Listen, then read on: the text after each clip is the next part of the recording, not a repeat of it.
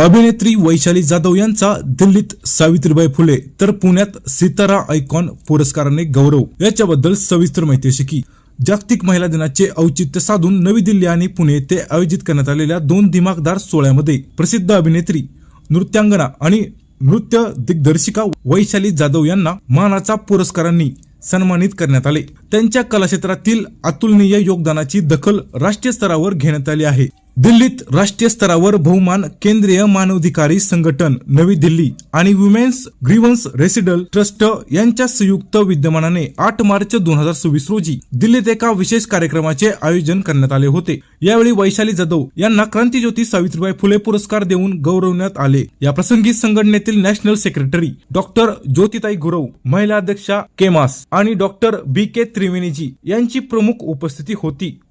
हा राष्ट्रीय सन्मान मिळाल्याबद्दल वैशाली यांनी या दोन्ही मान्यवरांचे मनपूर्वक आभार मानले। त्याच दिवशी पुण्यात सितारा महिला विकास संस्थेच्या वतीने आयोजित सितारा आयकॉन राष्ट्रीय पुरस्कार 2026 सोहळा पार पडला।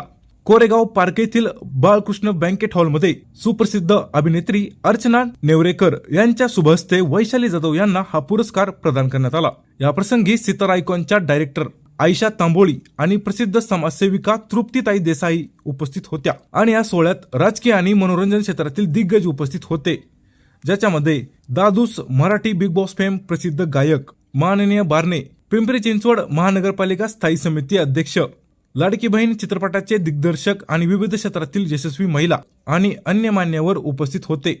पुरस्कारानंतर प्रसारमाध्यमांशी बोलताना वैशाली जाधव यांनी आपल्या यशस्वी प्रवासाचा उलगडा केला। त्या म्हणाल्या, कलर्स मराठीच्या ढोलकीच्या तालावर या शोने मला नाव आणि प्रसिद्धी दिली, हे खरं आहे, पण वैशाली जाधव ही ओळख मी माझ्या अस्तित्वाचा पाया अकलूज लावणी राज्यस्तरीय नृत्य स्पर्धेमुळे रचला गेला। हा मंच माझ्या आयुष्याचा खरा टर्निंग पॉइंट ठरला आहे।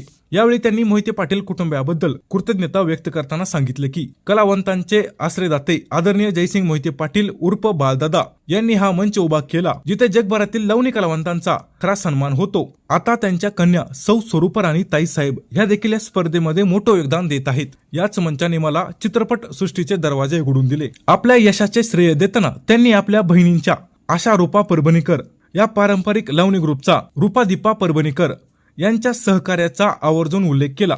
तसेच केंद्राचे प्रमुख किसनप्पा जाधव, लावणी गुरु स्वर्गीय सरलाताई नांदुरेकर, सौ पंचफुला नांदुरेकर आणि कोरिओग्राफर योगेश देशमुख यांच्या मार्गदर्शनामुळेच इथपर्यंत पोहोचता आल्याचं सांगितलं। लोककलेचे उपासक डॉक्टर प्रकाश खांडगे आणि शैलाताई खांडगे यांनी वेळोवेळी केलेल्या मार्गदर्शनाबद्दल आणि केंद्र सरकारच्या उस्ताद बिस्मिल्ला खान युवा रत्न पुरस्कारासाठी नाव सुचवून गौरव मिळवून दिल्याबद्दल त्यांनी त्यांचे विशेष आभार मानले।